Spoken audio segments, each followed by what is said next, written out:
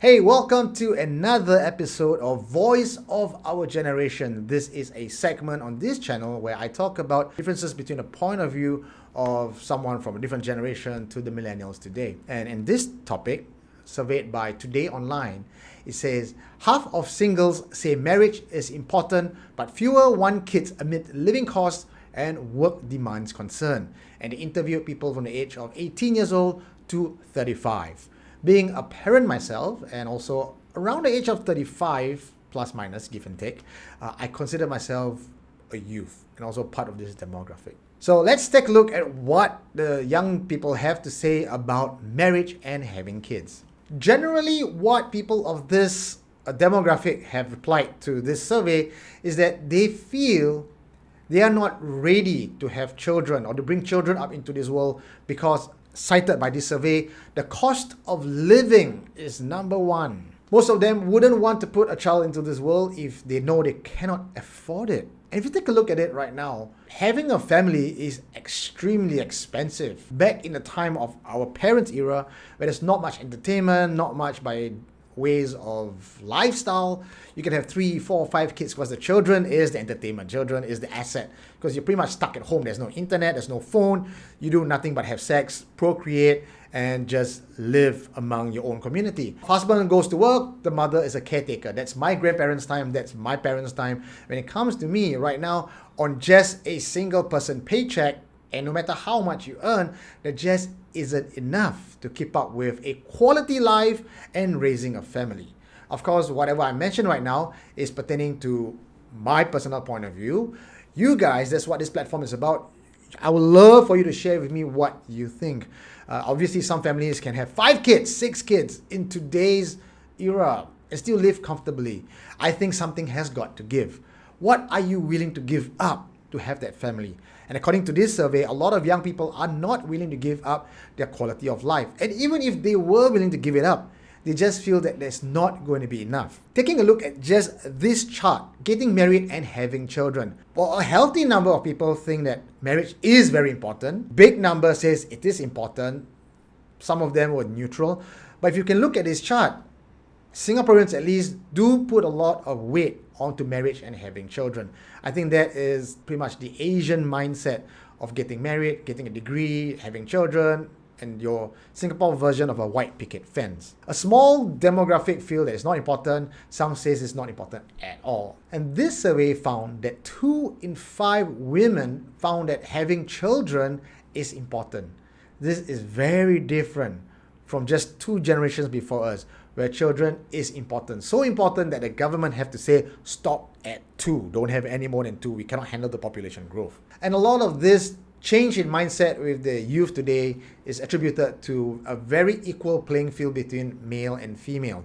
Back then, in my parents' time, grandparents' time, the women stayed at home. They're homemakers. That's their role in life. Education, not so important. But right now, today, men and women have equal opportunities. And I say that again, men and women have equal opportunities in today's era.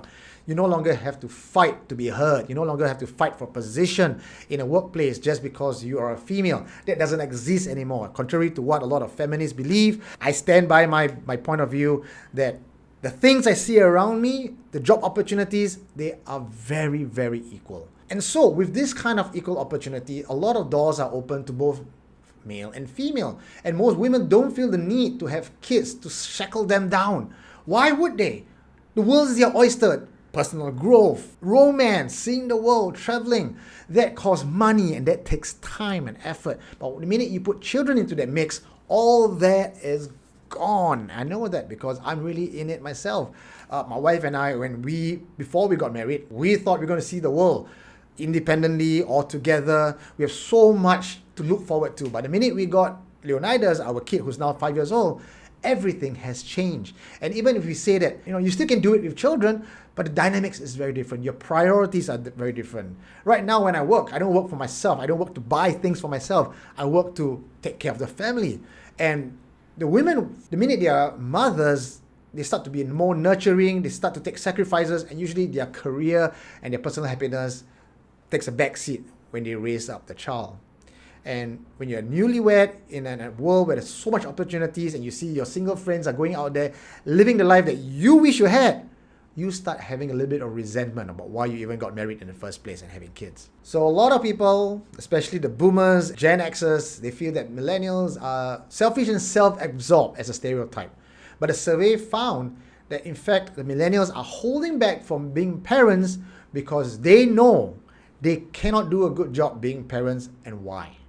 Is that an excuse? Is that a legitimate reason? Well, that's up for debate. But 69% cited that the concerns about having children is the cost of living. Check out, take a look at this chart right now. 48% said a stressful education system. Okay, let's take some of these points one at a time. Cost of living, incredibly high in Singapore. Sure, of course, 100%. It's not going to go back down. It's only going to go higher and higher and higher. And already, even those who are in the middle income bracket, they feel that they are the new poor. They cannot keep themselves alive. Every month you're just paying bill, paying mortgage, just earning enough to get by. You add one kid to the mix, two kids to the mix, you're going to go broke. And what about them in their era?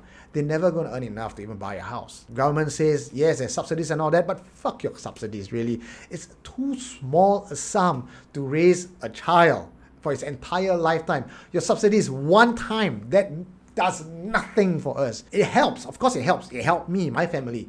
And then what?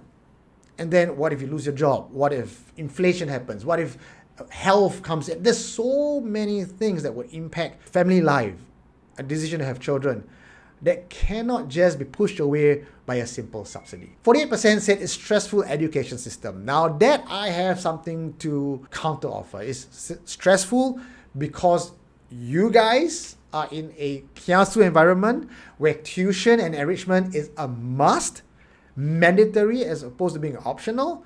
Who's putting the stress now? Society or you? How many parents I know whose children can grow up without enrichment programs, without getting straight A's and still function very well in life? Are you willing to take that risk? I think that's the bigger question.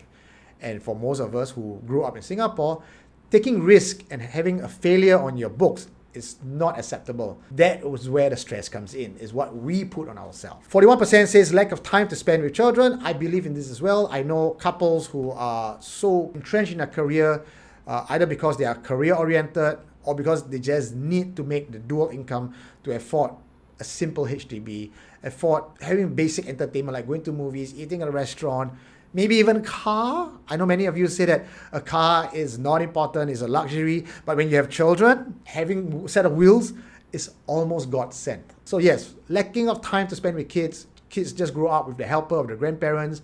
And if you're not going to be there for your kid to bring your kid up, then why bother having a kid? I get that. 40% says uncertainty, lack of knowledge or skills to raise a children well. Bullshit. Nobody, no matter how many courses you go to, workshops for parenting, to get you prepared for raising a child, you're never going to be prepared until the child comes into the world. And then you OJT, you figure it out on the spot. 40% says lacking of knowledge. I don't buy that. That's not a good reason. And the generations that come before us, they raise us differently from how we raise our own kids. So there is no way you can learn 100% from a 10-year series and adopt that mindset to raise your child. There's no way you can do that. So part of it is going to figure out on your own. So saying that you don't have the knowledge to raise a child, that's not a legitimate reason. And everything else below that, like loss of personal time, effects of technology on social media on children, what? Income inequality, what? Climate change as a consideration for having kids? I guess if it's too hot and you're sweaty, you're not comfortable, you don't have sex, then I get that. Possibility of future pandemics? Sure, there will be. Does it stop you from going out of the house and live a life? Negative impact of job performance, no job, no money, can't raise a family. Racism and fractures in social cohesion happens all along, doesn't make a difference. Global overpopulation, oh, so now you're the good guys. Oh, I don't want to contribute to global overpopulation, so I don't have kids. Lame excuse. Declining social mobility. And the 1%, the honest 1% that says they don't like children. Now, I'm going to take anything from lack of time to spend with children all the way below that entire chunk is just you not liking children. Full stop. There's no other, those reasons, they're not real reasons. That's made up reasons that you give yourself, finding an excuse because you're too chicken shit or you just don't like children. Come out and say it. I mean, I don't like children. I've got my son out of, accident. I'm not ashamed to say that. But then I learned to be a great dad. I learned to be a great family man. Well, I still don't like kids, but I like my kid. She's great. The most interesting takeaway from this entire article is that here's what the experts have to say. Expert interviewed by Today said that the findings have raised several things that ought to be looked into by both Singaporeans and policymakers. They say that every time. Commenting on the cost of living. Singapore does provide subsidies to elevate the cost of starting a family. Yes, you have subsidies to elevate the cost of starting a family. And then what? Starting a family, having kids is not a sprint. It's a freaking marathon for life. What about the rest of the journey?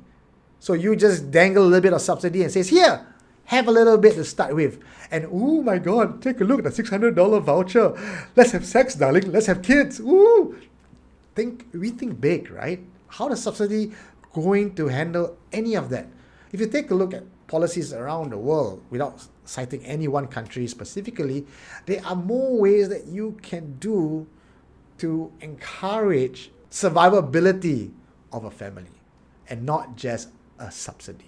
And where the costs lie, experts say, is largely from unnecessary enrichment programs that parents get their children to take up in order to keep up with the demands of the education system. And I think I just mentioned that just now. A lot of these enrichment classes, tuition is optional. But that being said, in a society that puts so much weightage on a degree, on a good result, coming from a good school, is that now an optional, or is that now something mandatory because you need to be competitive? Very gray area on that part. Let me know what you guys think about that. Experts also say that couples may have unrealistic expectations about parenting. Now, what would these unrealistic expectations about parenting be? I think, coming from myself at least, my unrealistic expectation is that I will still be able to be Eugene Tay, pursuing my goals, my dreams, my desires, while still having a family. We study till 20-something. If you go to a university, 20 plus, you start making your money, you start putting money aside, cost of living extremely high. You live with your parents at the age of 35 because obviously you can't buy a house unless you're married. And then if you're going to be married, according to the survey, most people feel that it's also important to start a family. So if you're not going to start a family, you're not going to get married, you're just going to live your life to the age of 35 and then finally afford your first HDB, BTO or resale. I think you can buy resale before that. And before you can say, now it's time for me, you're expected to have a family, because women after 40 getting a child is very dangerous. And if you're too old and you get a child, then you just don't have the time and the stamina to keep up raising that family. And chances are, if you get terminated, retrenched while you're in your 40s, that's where your midlife crisis happens and you don't get hired because you're too expensive, too old to get a job, because the younger guys who are coming to the market is going to be cheaper than you. And then how? What are you going to do? So there's a lot at stake here. So by the time you actually get to be you and enjoy your life, you're expected to have a family. And I think that is where we are talking about the unrealistic expectation. So if you want to be you, you got to forego children and family. If you want to have children and family, you got to be prepared that life is going to be extremely different, and fuck your hope and dreams. You're not living for yourself anymore. Now you're living for that little progeny that you created. And then there's debts. And then there's bills. And then there's just saying, yes, sir, suck it up to the boss because you can't afford to lose your job. And then you can't afford to go out with your single friends on Friday night to drink because, hell, if you go out and party and your wife's staying at home to look after the kid, that's unfair and she's going to give you grief. And if she goes out and have fun, she goes to come back because she's thinking about the family. So both of you are not exactly having a lot of fun. So I think this is a problem that's not going to solve itself, looking at how the world trajectory is heading towards. I would dare say that in Leonardo's era, we would find a lot of people are just going out there having platonic sexual relationships and not wanting family. I don't see this reversing anytime soon. I don't know what the policymakers can make that would effectively reverse this. I think we are quite screwed in terms of population growth. Let me know what you think in a comment below. Do you agree, disagree? Are you a parent yourself? And if you are a parent, I want to hear from you. How is life like? Did you have to sacrifice and forego everything else, or did you make that work?